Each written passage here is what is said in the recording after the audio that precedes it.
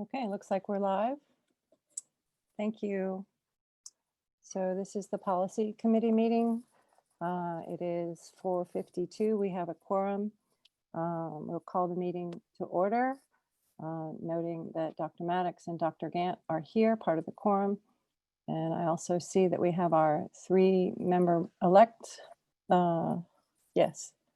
And then we have 3 additional board members present. Do we want to take roll? I don't think we need to take roll. We'll just call the order. So the first thing on the agenda is to approve the minutes. Dr. Maddox and Dr. Gant, do you have a chance to look at the minutes? So moved. Second. Second, all in favor of approving last meeting's minutes? Say aye. Aye. Okay, thank you. Now we have to amend or adopt the agenda. Do I have a motion to either amend or adopt the agenda? I move to adopt the agenda. Second. Second, thank you. All in favor? Aye. Aye. Aye. Aye, okay. The agenda is adopted. We have time for the superintendent to make a report. Dr. Thomas? Thank you. I actually don't have anything new. I know that I spoke briefly to Mr. Harris today just to see kind of where we were with the with policies, and I know I've spoken to Dr. Gant just as we were working on on the agenda for our next board meeting, and we talked briefly just about policies to make whatever needed to be updated on our next board, at the next board meeting. So I don't have any additional or special information. Dr. Yeager, I did have one question based on the discussion we are having. Would you like for me to ask that now or later? Certainly, please. With the 5% positive, how is that calculated on new positives, current positives? And this is my only reason for asking. I've received, I think someone just said it's a moving target simply because every day we seem to receive new information. So I was in a meeting on Friday and was told that they're currently saying that a person who is positive can actually test positive for 6 to 12 weeks now. So with that 5%, are we talking new positives? Like, how will we gauge? And I'm even asking that, not at all trying to be difficult. That's something we were talking about and struggling with. If a person does test, so like for me, I could potentially test positive for 2 to 3 months. Yeah. So with that 5%, I was just trying to understand what's that, or how that would be calculated. So I think it is just in the last week of time of new tests or new positive cases. Okay. I don't think you'd want to roll old cases into that number.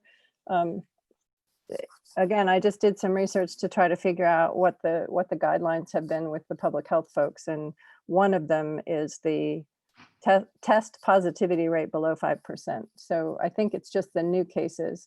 And the trick there is you have to test enough. They use it as a guideline for both. Are you testing enough? Like if your test positivity rate, as it is right now in Athens, is like 10 or 12%, or Georgia, actually, that's Georgia, not Athens. They think that's too high, and it means you're not testing enough. Partially, it also means that things are really spiking. So there's 2 things going on when you get a high positivity rate. If you're doing what you think are adequate testing and you're getting 5%, then that's a really good sign that things are getting better. Right. As those numbers change with the policy, would there be like I don't know, so it's today and we're in school, those numbers change Wednesday. Does this mean that teachers could just not come back Thursday? Would it be 2 consecutive weeks of of that kind of testing have we? So I'm and all- probably not the person you want to make this guideline. We have people that are much better informed than I am about this. So I wouldn't, I was hoping, I think we were all hoping this summer that, you know, the counts and the numbers would come down and stay down, and we could all go back to school and we could have football and all those good things, right? We were all kind of hoping we were coming down and we're going to level out, but that didn't happen for many different reasons. So in terms of going up and down and up and down and up and down, I would think that a school district would want to stay closed until you saw a steady decline again. You wouldn't like change your mind every couple of days because your positivity rate went up and down above or below 5. Mumby, you're the public health person here. You want to speak up? You probably Dr. know. Yeager. Yes, Yes, sir. you're right. You want to see a cumulative decline over time. That helps inform that decision to stay closed. So you're not going to on Monday start back school and then on Wednesday shut it back down. That wouldn't be prudent at all. Yeah, From you a- want to have a continuous decline. that curve. Dr. Yeager, Yes, sir.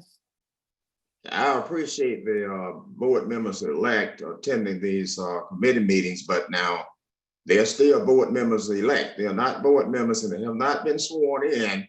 And with these committee meetings, the only people that can participate in discussion would be sitting board members and obviously the committee members. They shouldn't be participating in the discussion. No, I don't think that's right, sir. That is correct. They're allowed, they're guests of the committee. They're allowed to No, speak. no. Guests of the committee is just like any citizen. When they come into these committee meetings, they can come in, listen to discussion. It's an open meeting. You treat these meetings the same as you treat a board meeting. But now they're board members elect. But I they don't are believe not that is allowed correct. to speak. I don't believe that's correct. Mike, Well, can you back me up? I'm telling you, it's correct. I So, thought it was couldn't vote. You just can't vote. That is correct. You cannot vote. No. That's not correct, people. That Mike, is not Attorney correct. Pruitt, will you please speak on that so we can move forward? thank you. Yes, so typically the chair can recognize guests as well as board members to speak. Of course, if the majority or a super majority of the committee thought the chair was doing that too much or incorrectly for whatever reason, they could call point of order and go through that procedure to stop it. That's totally new to me, Mike. All of the training that I've had it simply says that people from the community, stakeholders can come and attend these committee meetings, but they cannot participate in discussion. And as I I'm stated, just thinking about normal Robert's rule. What source are you thinking about, Mr. Worthy? I'm talking about the training that I have gone through in my 16 years on this board. I can recall Zenda Boyd saying that. Now, with the training that we had, the board members elect, they were a part of that training. Yes, because they're going to get 3 hours credit. That is appropriate. And then, of course, they were asked questions, asked whether they had any questions. But now with these committee meetings, I have never heard that before. So I would certainly agree that it could get us, particularly in a larger group, it could get out of hand and it would be bad practice. But I've never seen anything saying that it's a hard and fast rule one way or the other, that the chair could not recognize someone to speak from the floor. Well, like I said, I never even heard that the chair could not, that would recognize someone to speak from the floor. That's the first time I've ever heard that. That's something that we all need to check on so that we could be all on the same page. I don't want to continue to add fuel to the fire with this cognitive review. You know, the closer we move to December, the more frightened I am of this, because we need to do things according to the law, according to procedures, and obviously according to cognitive performance standards.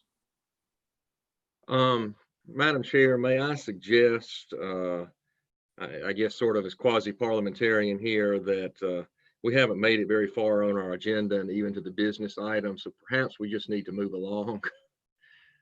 Just a Okay. suggestion. You're the Thank chair. you. Thank you. And Mr. Worthy, I will investigate to make sure that I have standing to do what I have been doing with the members elect, but I will get back to you on that. Okay. Please do. All right. Dr. Yeager, I can just reach out and touch base with you. Yeah, certainly. Certainly. Okay. So in terms of the policy chair report, I'd just like to report that we are moving forward ahead. Mr. Lawrence has come up with a plan and contacted all of the subgroups, subcommittees to work on their assignments. I don't know how many of the subcommittees have gathered. My guess is we're still waiting for most of the contacts from the district staff because they've been pretty busy. Do we have a way, Mr. Harris, to check on those decisions or of timing for the different subcommittees? Is there a follow-up plan, and to see how they're doing, or am I supposed to be doing Yes, ma'am. that? Yeah. Yeah, I'll be touching base with my colleagues next week during our next cabinet meeting. I went over the plan with my team today to talk about the K policies that we'll be working on with Mr. Davis and Dr. Gant. So as you said, I think just giving them an opportunity to meet with their teams to discuss a process that works best, as you said, with everything being so busy. But we met today, and we'll be reaching out to Dr. Gant, Mr. Davis next week to find some dates in August that we can go ahead and get the 17 knocked out.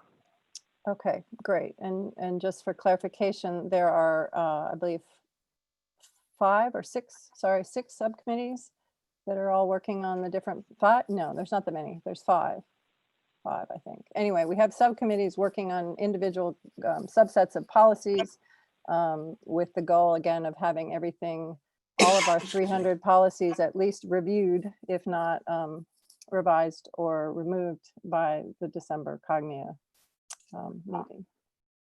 Okay, so those are working. I'll follow up Is with it you also. possible to share that plan with the full board Certainly, I can do that at the work session. Would you like me to do that?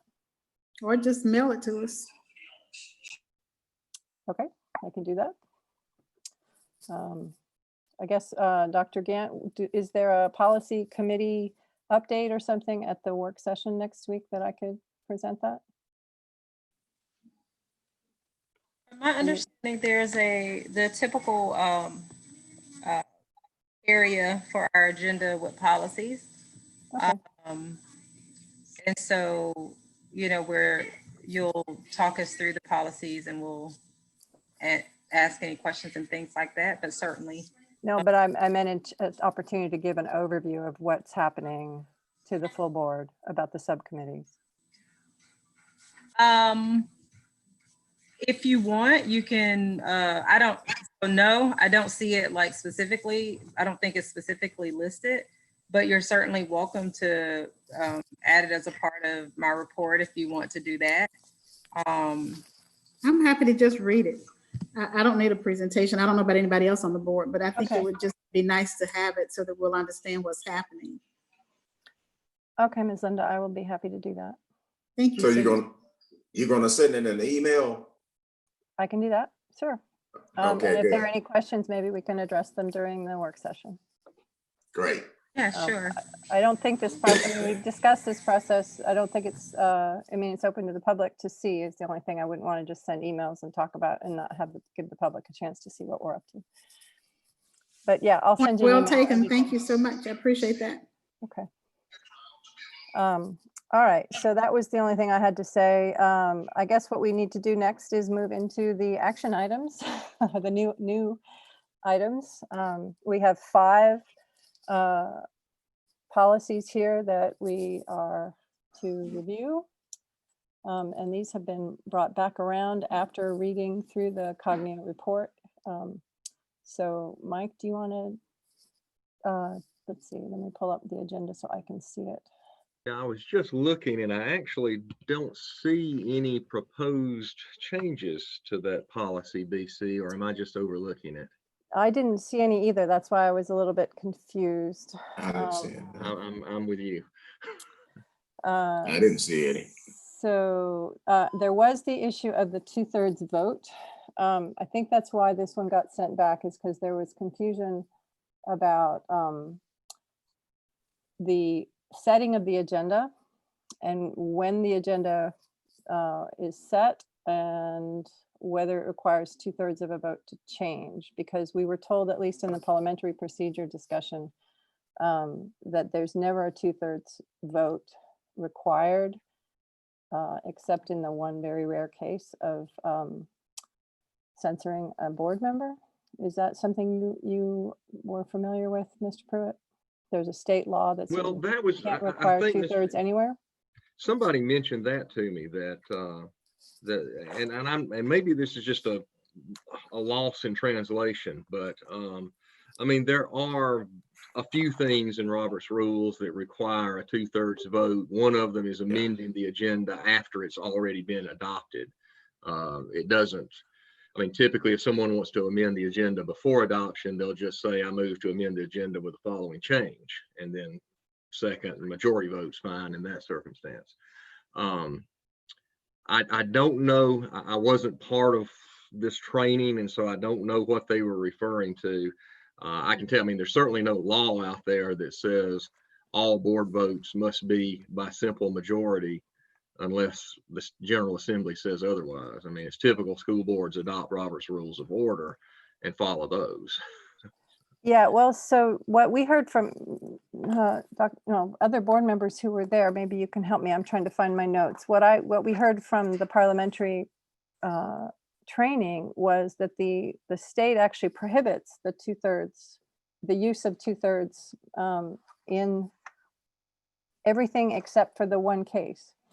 So that was a law I was not familiar with. Did they give you any citation of authority for how does the state go about prohibiting this?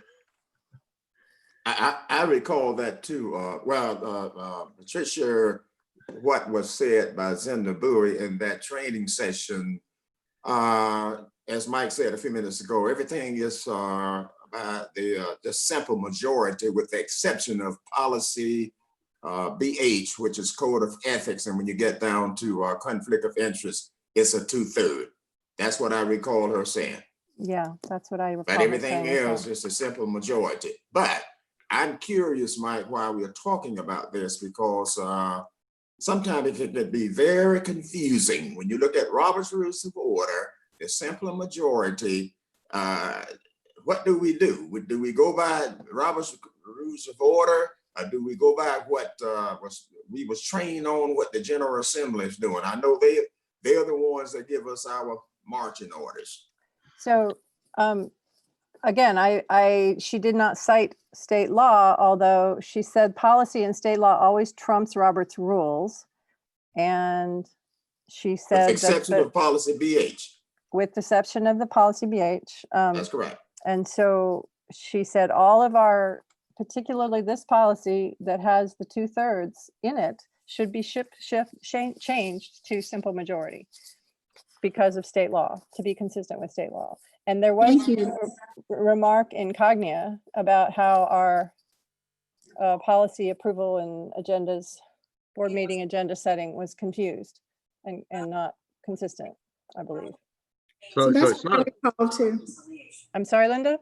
That's what I recall, and I'm looking at my notes too, and I didn't specifically write BC down here, but the concern was to be consistent in the simple majority and identify those specific things where our policy is in conflict with the Roberts or the state law. But it is my understanding from Zenda's training that our policy trumps state law. No. No. So there's a so the hierarchy of law: federal trumps state, state Yes. statutes trump state regulations. So there are state regulations we sometimes refer to as the state board rules, or educators call things a million different things. But so the Board of Education, State Board of Education, can make these state regulations that expand upon but cannot be inconsistent with statutes passed by the General Assembly. then at your local board level, you can make policies again that are not inconsistent with either state regulations nor General Assembly statutes. So then ours, oh, I'm sorry, go ahead. So I was gonna say, what I'm saying is, I don't see anything, I don't know of anything in the law. I'm researching, doing word searches in Westlaw as we're talking, and I don't see anything here in state law that says a board can't have a policy on 2/3 votes. Well, that's what we need Only to Robert's fix because rules. our policy did have that 2/3 vote in it. So that was the thing that we needed to, No, that's no, why. our policy manual says we follow Robert's Rules of Order unless there's something specifically otherwise, within our policy that deviates from it. But wasn't there a statement in BC that said it takes a 2/3 vote to change the agenda after the, like you After said? it's been earlier? adopted, which After is it's adopted. consistent with, which is what Robert's rules would provide anyway, even if you didn't Oh, have so that. we're in there. good then. We're good. All right. I Thank thought you. so. Yeah, we're good. Mike, I need to ask a question here because I used the word supersede. Now, am I hearing you saying, and perhaps you didn't say this, but I want to be very clear on this.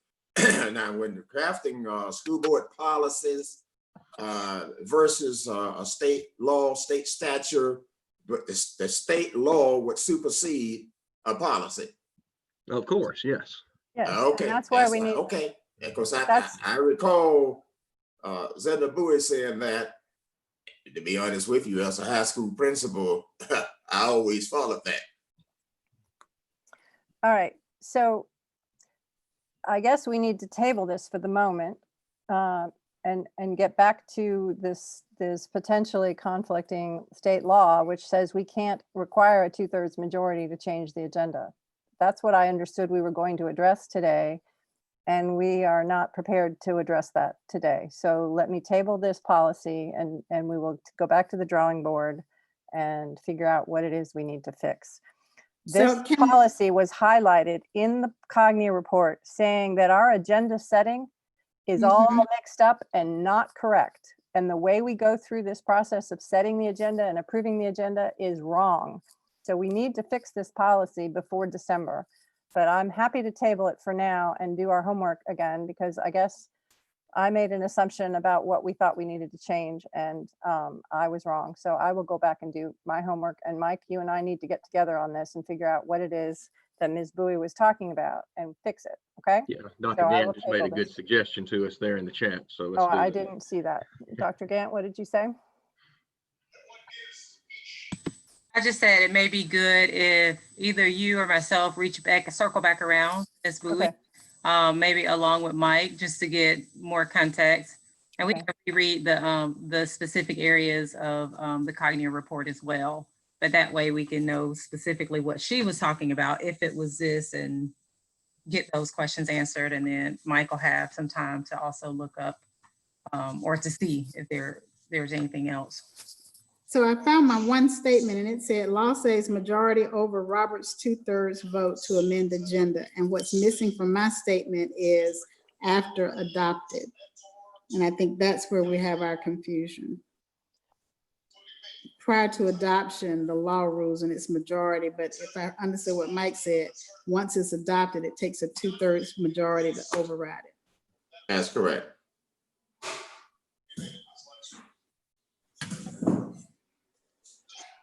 So, okay, I think let's table this for now, if that's all right. Can I get a motion to table?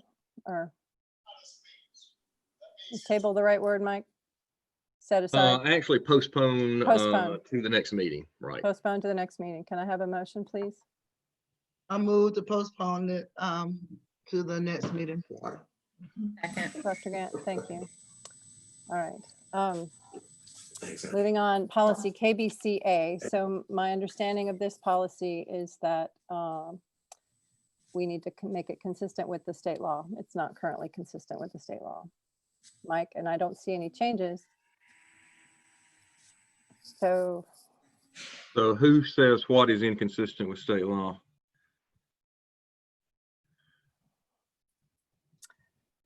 okay. So this policy is that the superintendent or a designee will be the press liaison person for coordinating the release of information concerning the school system and action of the board. The board chairperson shall be the official spokesperson for the board, except as this duty is delegated. I believe this is not consistent with state law. That's what I understood. Let me take a guess, since I wasn't part of the conversation, because this one I do have, I think I do have some insight. As you know, no individual board member has any legislative power. You can only act as a board by majority vote. You know, this has come up a couple of times recently when we've talked about how could the board, I mean, the board chairperson, I mean, you could certainly, and this, if you interpreted this as the board chairperson is who you would like the, you know, the press to contact for comment on board actions that have already been taken, that would be fine. The problem is if you're talking about something the board hasn't acted on and somebody wants to know, well, what does the board think? Well, neither the board chairperson nor anyone else can speak for what the board thinks unless the board has voted in an open meeting on what it thinks. So perhaps that's the dilemma they're referring to. I understood this came from you, Mike. Did I misunderstand? I understood this was put on the agenda because of a conflict that you Oh, this had. came up. This was, yes, is in this little norms discussion we were having with Dr. Knox, and Dr. Gant was there too. And we were saying there's another policy that it conflicts with. Is that right, Lakeisha? Do you remember? It was the one that we were looking at, Mike, about, I was trying to go back and see situations and school visits. Yeah, it's the policy that we were, or the norm that we were looking at that had to do with, I think, gathering information or something along those lines. I'm sorry, I don't know, but there was some way in which we were wondering, one, if I think part of that conversation was, one, if this even needed to be here, like as far as like the board chairperson, because it was in the K policy. But then I also think there was just some clarity that we thought needed to be made around when something can be spoken to by the board chair, I think. I honestly, I feel like, So, yeah, I just a while pulled ago, up, so I can't remember. I pulled up an email from you from June 5th saying I wanted to follow up regarding one of our previous communications. There was confusion regarding the board spokesperson. And I was convinced that I'd read it in policy. I could not find it. The B policies were searched exclusively. It turns out it's in our K policies. And then you cite it. This came up in our norms discussion on communication today as one area deals with communication to the media. Thank you to Dr. Knox who found it. So I haven't searched around the other June 5th emails, but I understand that you thought it was an illegal policy is what I understood based on your conversation, or at least not a policy we wanted to have. I think it was one that we didn't want the norm to conflict with, right?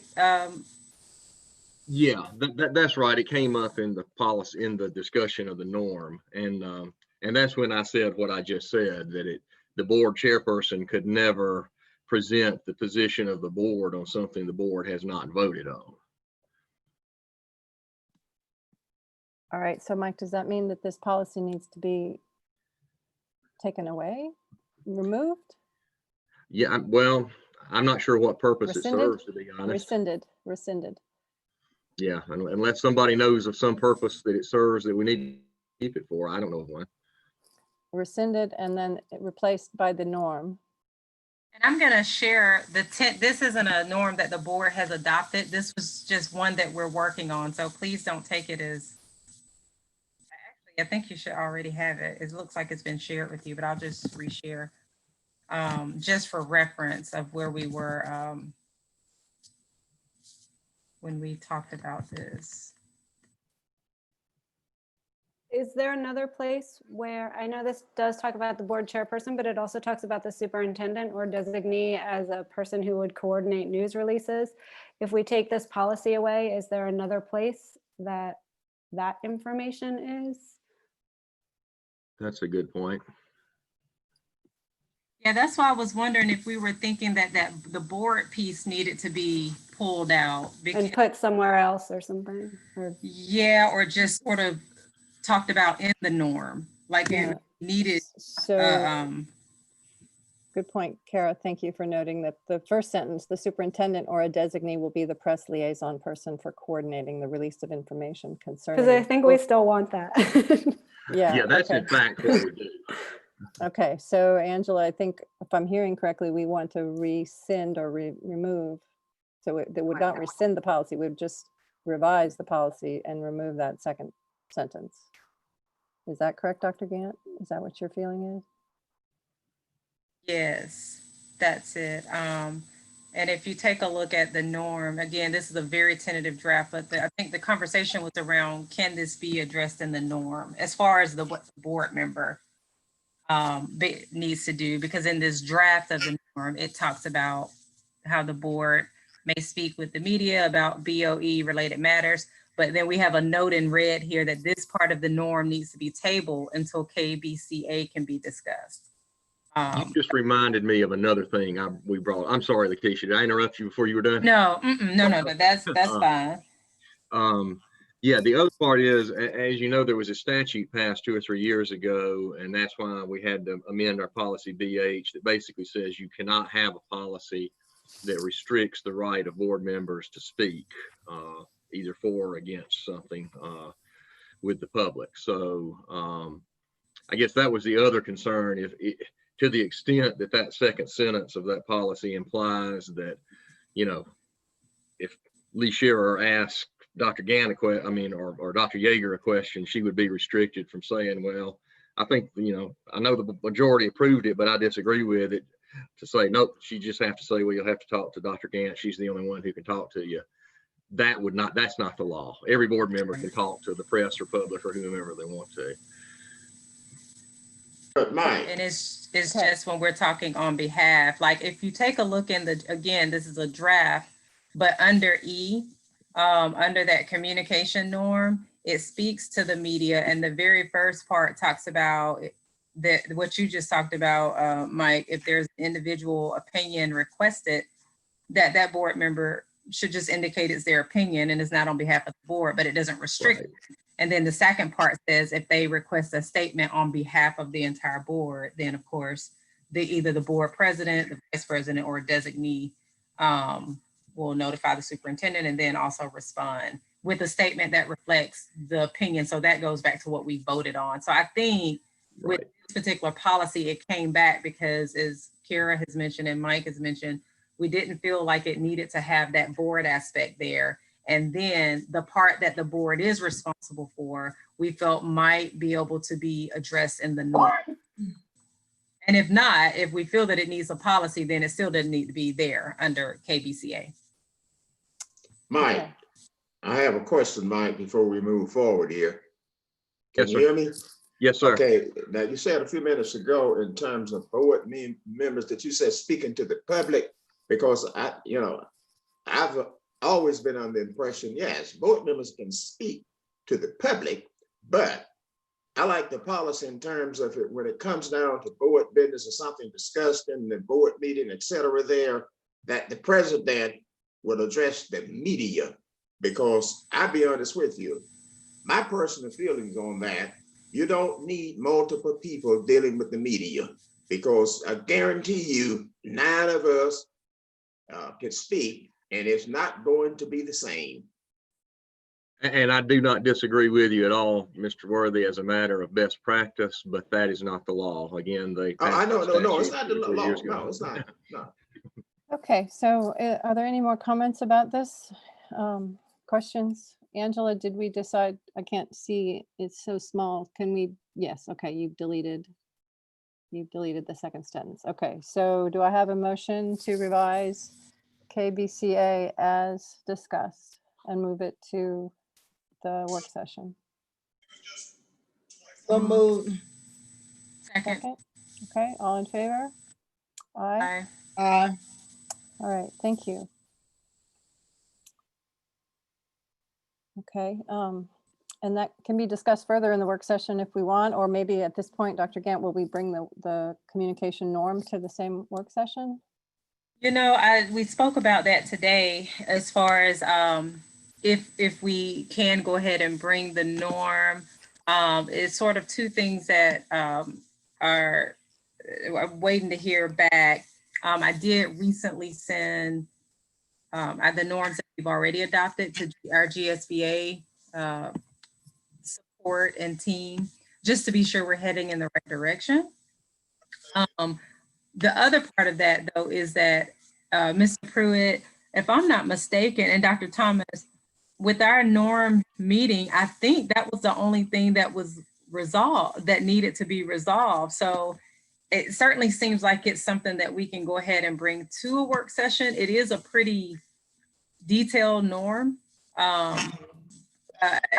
you know, so I'm going to defer probably to the policy committee and maybe even other board members, because I think it will take some conversation around this particular norm. But after this resolve, we'll be able to move forward with the norm regardless of when that is. It's just if we want to add it to this upcoming work session. The norms that I'm working on, I know that I won't be finished with them until sometime around the middle of August. Well, maybe the second week in August. The reason I said that because between working on my taxes and some other personal responsibilities, I just had to put that to the side, but I have been working on it. We have, All right. our committee has two also that I think are just about ready to be discussed by the full board. And I wondered if, since our work sessions tend to be super long, if it would be possible to maybe have a different meeting where we discuss maybe like 5 different norms, so we could focus on that. Just because I think some of these do need conversation, but by the time we get to them, it's been like 5 or 6 hours. So just something to think about. Oh yeah, I would be open to that, and we can maybe discuss that at the work session. If people are open to like maybe like a call meeting work session where we can focus on norms. But yeah, of course, if the rest of the board feels open to that. But well, yeah. So right now, to answer your question, Dr. Yeager, no, the norm we haven't decided to move it forward, but we can go ahead and add norm 6, but I think the best thing to do right now might be to just pause, especially if there's an idea that we may be able to do a call meeting where we focus on more than one, and that way next week's work session can really, focus in on things that people may have questions about that are pressing right now, school reopening, other work session items that have been added to the agenda. All right, so I believe we are moving on to BBC.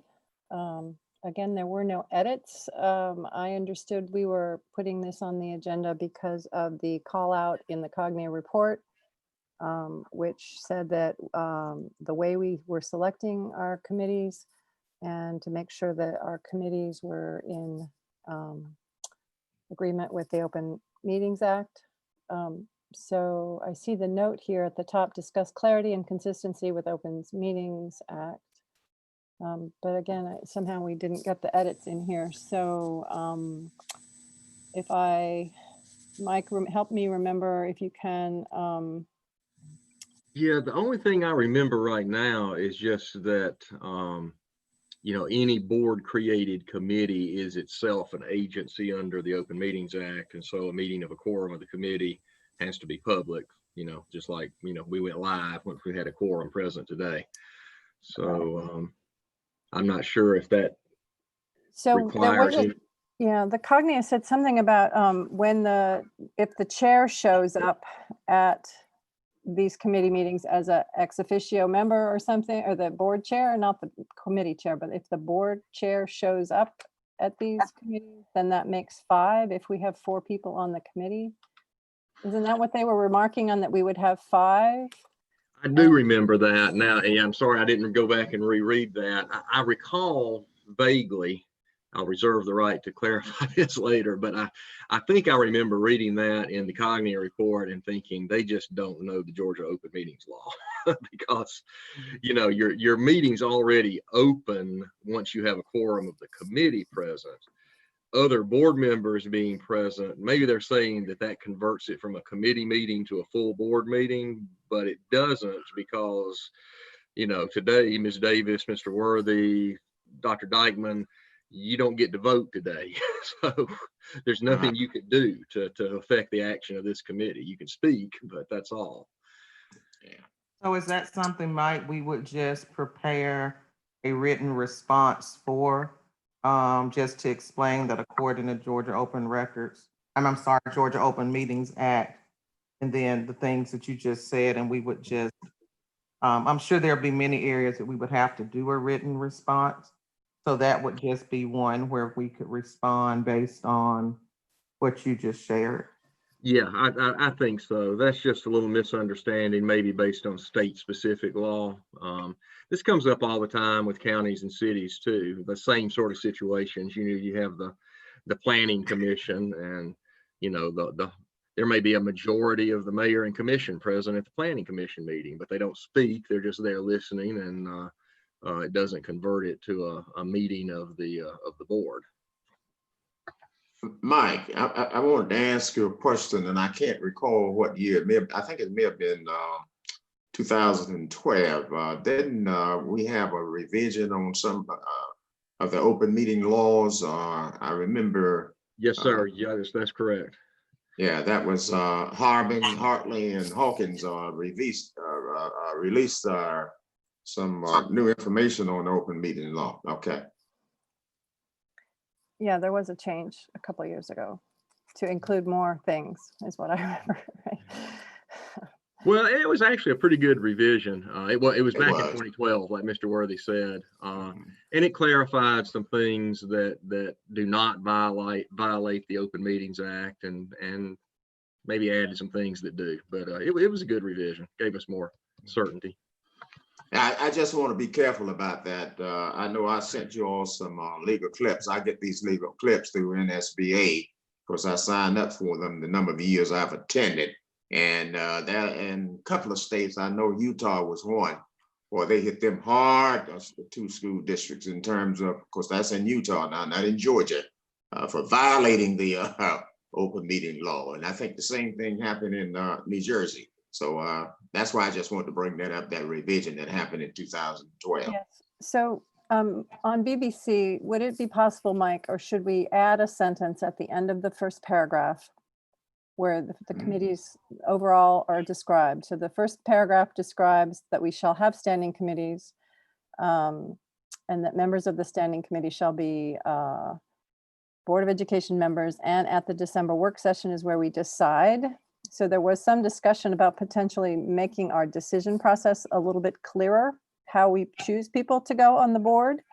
And then the other thing is, it seems like we need to add a sentence that's maybe redundant, but nonetheless might help say something about all committee meetings will follow Open Meetings Act or something along those lines. Does that make sense?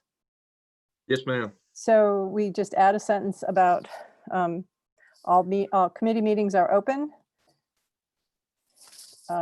whenever there's a quorum, and we will follow the Open Meetings Act. So that solves the initial complaint that we've now added that to the policy.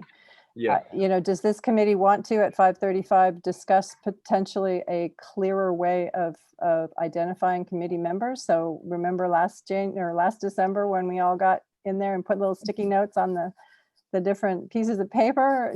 Dr. Gant, have you thought more about how we want to do that? We want to make it a norm rather than a policy?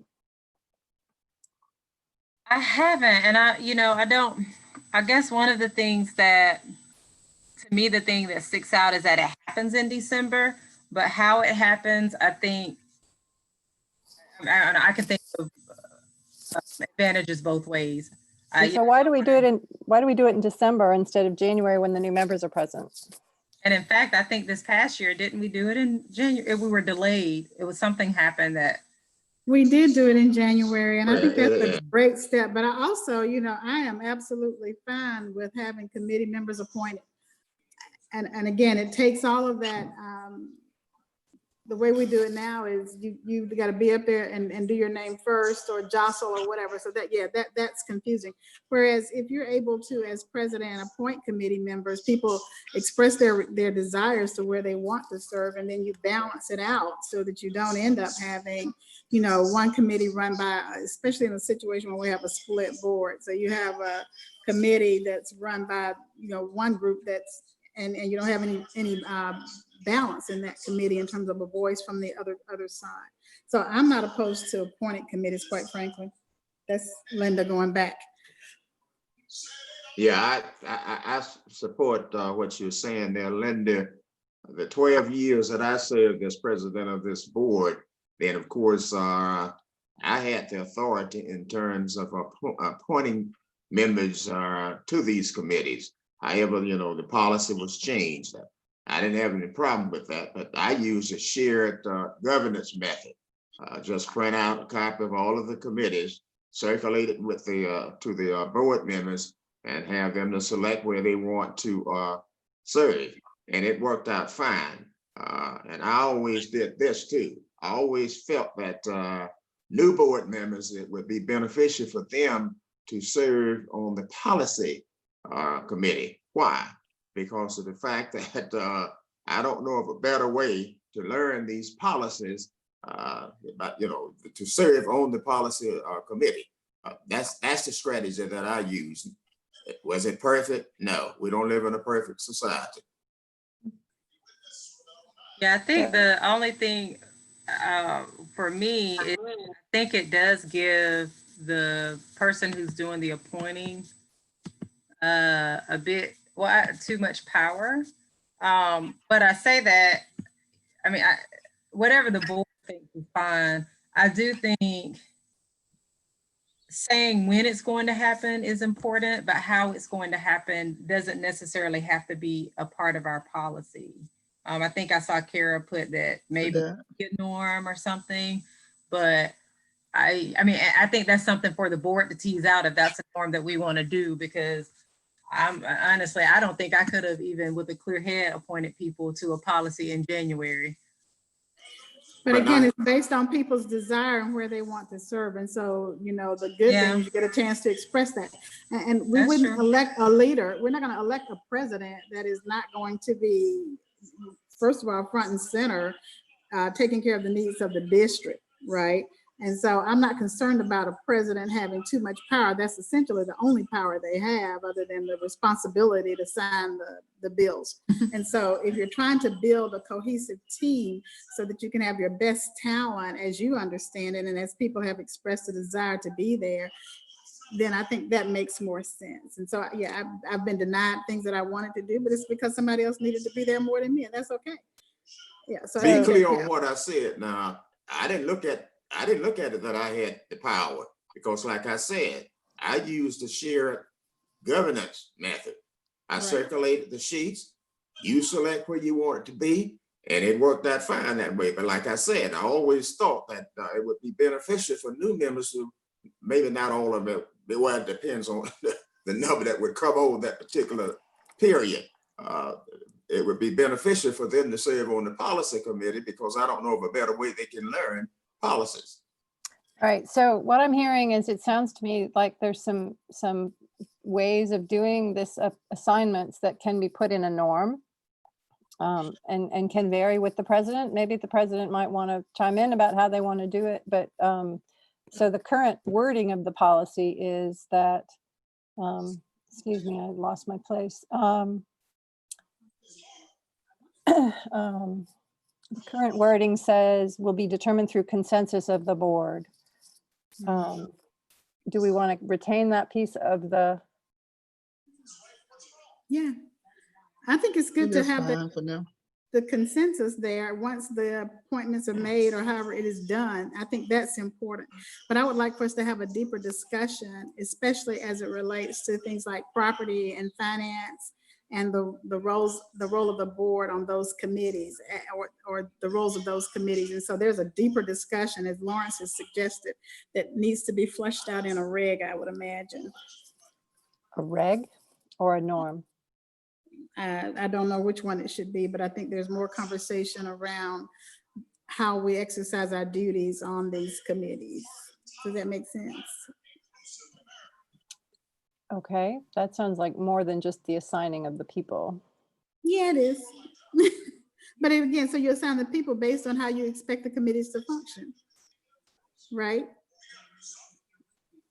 Are we there yet? It sounds like right now, then what is on our screen would be kept. And then at one of our meetings where we're discussing norms, I don't think in that list that we have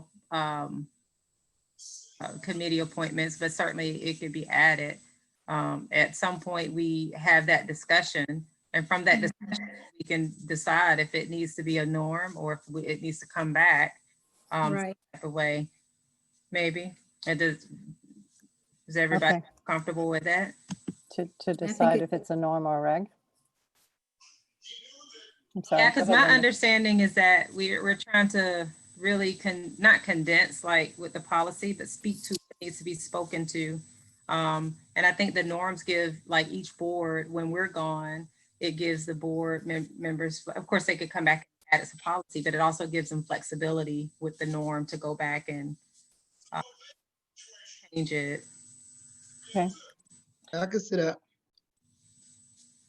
Dr. Maddox, I didn't hear you. Yeah, I said I agree with Dr. again on that. Okay. Do you Can we- also want to change it to January? January? That's what next thing I was going to say. Angela, can we change December to January, please?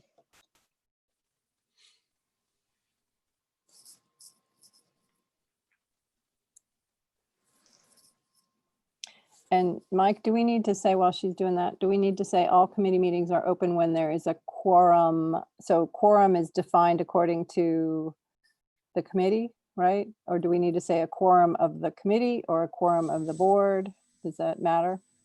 Let me suggest that we just leave it as simple as all committee meetings are subject to the Open Meetings Act, because Yeah. we do, I mean, we can go, committees can go in executive session if they have a property committee does it all the time. Yeah, So, okay, all right. So, yeah, so it's very small.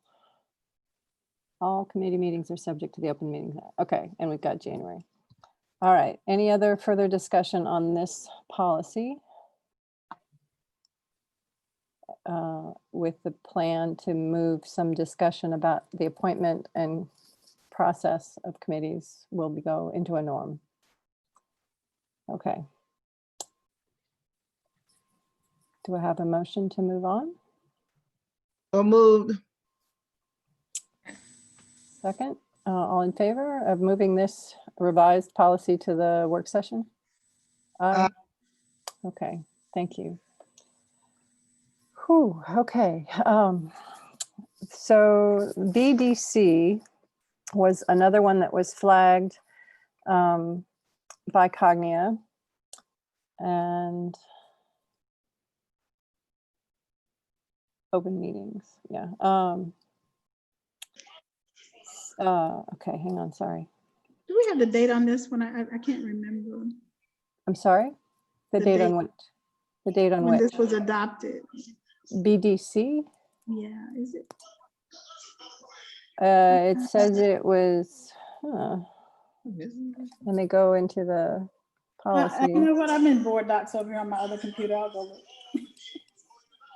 says it was revised April 9th of this year, Ms. Davis. That's what I thought. Yeah, so,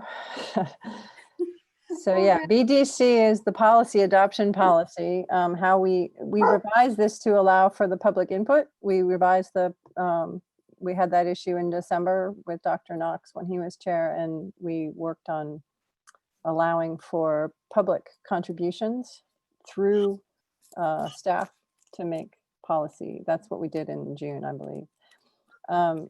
So if I recall my notes here, again, somehow we didn't get this into the discussion.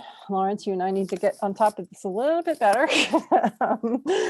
So my understanding is that we wanted to make sure that our policy adoption was clear and consistent. Yeah, clear guidance. Policy adoption policy needs clear guidance. Especially the part about, let's see, where was it? So you're not, Mr. Pruitt, you're not familiar with this discussion? My memory hadn't been jogged yet. Sorry. All right. Dr. Yeager, we did want to update the chief of policy on there for sure. I do recall that being part of it to make it, since that position is not, doesn't exist. Further down, Angela, third paragraph. So that was I think that was just a minor edit. So yeah, policies, right above policy adoption, there's a paragraph that says proposals to adopt, revise, or rescind board policies shall generally be submitted to the office of the chief of policy.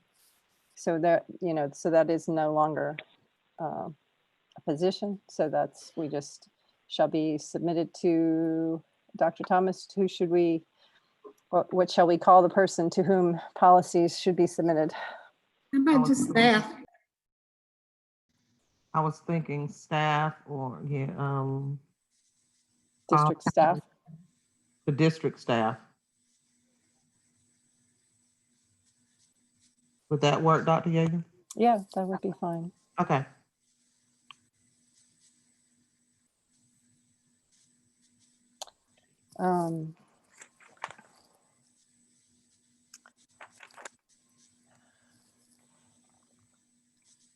I just put this in the chat, but I just searched through the Cognia report for anything that mentions policy BDC, and it does mention it, but it doesn't say that there's anything to do with it. I copied the paragraph in there. It says included in the compilation of policies was policy BDC, policy adoption, which provides clear guidance on the processes for presenting, reviewing, and adopting policies. So it sounds like that policy seems okay, but maybe it hasn't, what they're saying is that maybe it hasn't always been adhered to. Or maybe it's just a compliment. It seems to be a compliment. Right, I mean, it seems like they liked this one, so that was why. Let's not change it too much if they like it. Okay. So this one has a 2/3 vote also mentioned. I was thinking we were going to be addressing that one as well, to be, so under emergency procedures, on matters of unusual urgency, the board may suspend the rules and take immediate action to adopt, revise, or rescind by a 2/3 vote. So is that, does that need to be changed to simple majority under the previous discussion?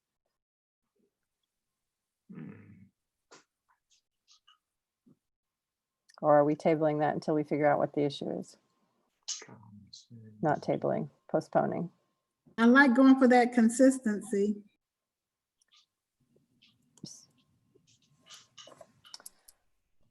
You mean that, Linda, if I understand you correctly, you would change that then to simple majority? If we can, just let's be consistent so that we know that one exception that we have. Yeah. The reason it's 2/3, I think, is that it's a deviation from your normal procedure that's in your policy. So it's a suspension of the rules, which under Robert's rules requires a 2/3 vote. Yeah. I'm good with that's that. important.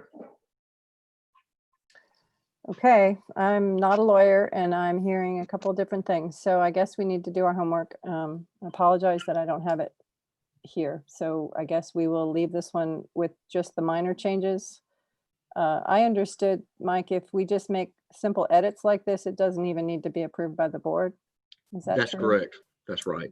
So if all we're doing to this one is changing the office of the chief of policy to district staff, that doesn't need to go to the board for Yeah. approval. Y'all adopted a policy somewhere. Y'all adopted something a while back that said you can do these minor, Right. ministerial type changes without board action. Okay. So if that's the only thing we're going to do to this one right now, then I suggest we move forward with just this minor edit. If I can get a motion to approve. I move to approve with the minor edit. Okay. All in That favor? means Lawrence can go ahead and make that change and with no further action. With no further action. Okay. And the review stamp, the date will be today's date rather than June's date, I guess, right? Because it will have been reviewed. Okay. That's a good question, yeah. Finally, rules of order. So my understanding for this one is, again, based on our parliamentary training, that the best practices was to add the sentence, hang on, particular edition or the most recent edition. She suggested two different alternate choices. Linda, maybe you can help me since you have your notes handy. Again, my understanding was that we are supposed to cite newly revised or something along those lines, where we Yeah, say the latest edition. Robert's Rules of Order, newly revised, not revised. She actually called us out on this during the training. She said, your policy is wrong. It needs to be fixed to say newly Yeah, revised. she did say that. Actually, it's newly revised 11th edition, but I would suggest just saying what Mr. Worthy did, the most recently published version of Robert's Rules of Order. Then you have to change it every time. Right. I believe she agreed that we could just say newly revised is my recollection of her recommendation. Yeah, that's what she said, because she says it was 120 changes in that newly revised copy, Patricia. Yes. So she wrote policy. Yeah. Newly revised. Policy should say we use Robert's Rules of Order, newly revised. So Angela, that's again a pretty minor edit. Thank you. Looking at the cover page, looking inside my Robert's Rules. So it was called Robert's Rules of Order Revised from 1915 to 1951. There were 3 editions there were the 4th, 5th, and 6th editions during that time, beginning with the 7th edition in 1970 and going through to the 11th edition in 2011. It's called Robert's Rules of Order Newly Revised. I wonder how she decided newly revised is important, but the edition is not. Oh, well. You know, she talked about those editions, but I think she was kind of like where Charles is, you know, you'll be updating it every time they release one, and they have to do it every 2 years, right? Or it seems. No, it's done. I think it's just whenever they meet to do it. Okay. She said the 12th edition was coming very soon, and so we might not want to put 11th edition. That's when she said we can use just newly revised. That's correct. Sounds like it's Okay. changed. So, I guess there's the thought there that it'll always be at least newly revised. correct. Yeah. Or we could say most recent edition or something along those lines, I suppose. But this was her recommended wording, was just to say newly revised. So again, I think this one seems to me like a ministerial. Is that the word you used, Mr. Pruitt? Yes, ma'am. I don't know if that's the word that's in the policy, but yeah, something to that effect. So yeah, and I agree. That seems like a minor edit that Lawrence could just do without board action. Okay. So if I could get a motion, we can move ahead on this. So move. Second. Okay. All in favor? Aye. Okay. Thank you. So that concludes the new business.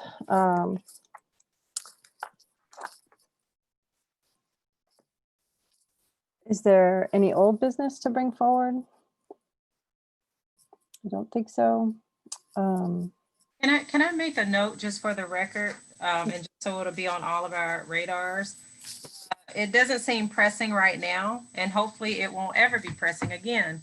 But at some point last year, earlier this year, when we had to keep appointing people to District 2, we did say that at some point we needed to go back and look at how that is done, and maybe even, I don't know if it'll come by way of a regulation, but having a standard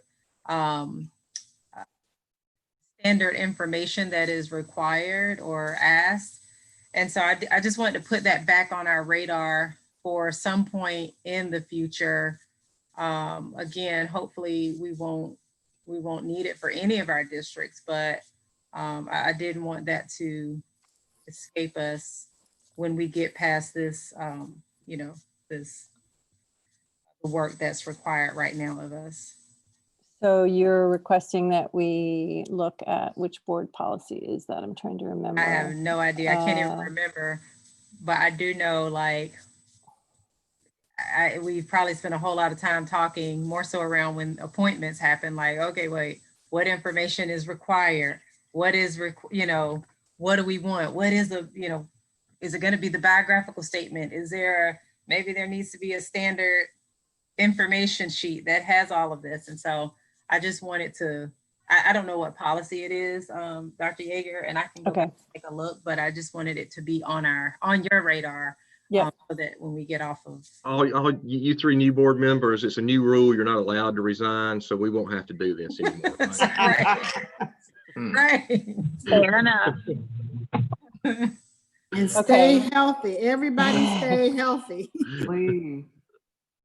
Okay, so we will figure out which policy that is and revisit it and create you said a regulation for how to actually do the appointments when necessary. Yeah, or even with the basic information, right? Just so there's not, and it's for maybe a larger board discussion. We may have different ideas now that we've gone through it a few times and figured out, you know, the road bumps and stuff like that. So I would think regulation. I don't think it belongs in a norm. It seems a little bit more official, but Okay. More discussion at some point. All right. We can maybe put that on the agenda for next month, perhaps. Discussion on that topic. Sure. And if you all, when you meet with staff and Dr. Thomas and Mr. Pruitt, if there's something more pressing, that's fine. So it's not urgent, but I just didn't want I didn't want us to get to January or February or back on and they're like, oh my goodness, we should have created, you know, we should have created a standard. Okay. So it's 5:58. We are near the end. Are there any other comments or discussion? Yeah, Madam Dr. Chair. Oh, I'm sorry, Dr. Mr. Wood. Go ahead. Yeager, let me suggest something. I know you said you're going to be doing some research, and I think you said that you're probably going to be contacting Senator Bowie, which would be a good person, you know, in terms of the concern that I raised at the earlier part of the meeting. These people that train us on these different things, I think it would be a good idea to check with them on that, because we all need to be on the same page with that, you know. So you're speaking of the roles of the members elect? Yes. Okay. Check You with think- them. That's actually what Senator Bowie on that. All right, I'll ask her about that. Thank you. Mr. Pruitt? Yes, that's the same topic I was going to mention. I looked at Robert's rules and did a little research. And so actually Robert's rules only addresses it on a footnote on the bottom of page 263, contrasting it to something where the rules can't be suspended, saying the rules may be suspended to allow a non-member to speak in debate. So I suppose if we wanted to be technical, we could, you know, it would require a 2/3 vote to suspend the rules to allow me, for that matter, to speak. Typically, it's, you know, what I'm used to is, and it most often happens with staff, is that, you know, if the board's considering say a contract for technology, and some question comes up, that the board chair would say, Taylor Duke, are you here? Do you want to speak to that? So, you know, typically the board chair just recognizes somebody who's not a member of the board to speak. But it is true in Robert's rules here in this little footnote, technically that would require suspending the rules. That's right. So I believe that our policy, I'll have to pull it up. We have things about this in our policy for new board members that may supersede that. Because I understand that we can supersede Robert's rules with our policies. Is that yes, correct? ma'am. That's correct. Yeah. So, but I will do as I say, and I will speak as Mr. Worthy recommends to Ms. Bowie, and make sure that I have a clear, straight answer for you all. I can email it to you once I get it, or present it at the next board meeting. Thank you. And I'm willing to table the discussion among the first few of us that got on until I can speak more directly with Dr. Thomas about these ideas, and Mr. Pruitt perhaps too as well, to see what we can do, and I'll bring it back to the next meeting, if that's all right. Great. Can you share that statement in email to us? Sure, I'd be happy to. Yeah, I'd be happy to. And I see there are some chats. Let me catch up on the chats. Mr. Harris, sorry.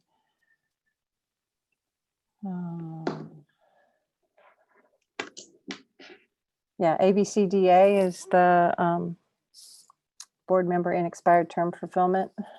And if memory serves, it just repeats the very broad direction that's already in your charter. It doesn't address the details that Dr. Gant was talking about.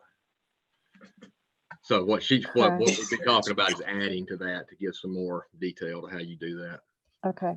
And then I also see Mr. Harris has put in a policy BBB. The interim between appointment and actually assuming office new members may be invited to participate in meetings and functions of the board, and is to receive all reports and communications normally sent to all board members. So they should even be on the email list, as best I can tell, according to this policy. So thank you, Mr. Harris. So, You're Mr. welcome. Pruitt, if I understand you correctly, then that supersedes the Robert's rules of having to have a. That's exactly right. And yes, thank you. Echo to Mr. Harris for finding that.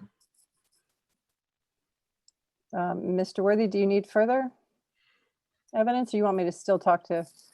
Yeah, I would suggest to still talk, because they do the training and they're up to date on these requirements, et cetera. Okay. Because I know exactly when that policy will change in terms of what they said, new members. But see, I said to them then, that's wrong. They are new members right now. When that policy will change, I said they are board members elect. They won't be new members until January when they are sworn in. So you're suggesting we need to revise BBB? Well, you do the research and talk with Xander Bowie, whoever else at GSBA, but Xander is up to date on these training sessions. So I would suggest to you to talk with her. Okay, will do. All right. All right, and I see Ms. Dr. Anderson has said, to her knowledge, she has not got any invitations for any of the other meetings. So we're not, we need to update and make sure what we're doing is correct. Yes. All right.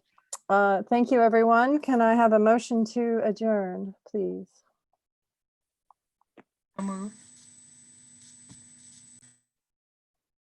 Is there a second? Sorry, second, I was muted. All right, all in favor of adjourning at 6:04? Aye. Aye. All right, thank you, everyone.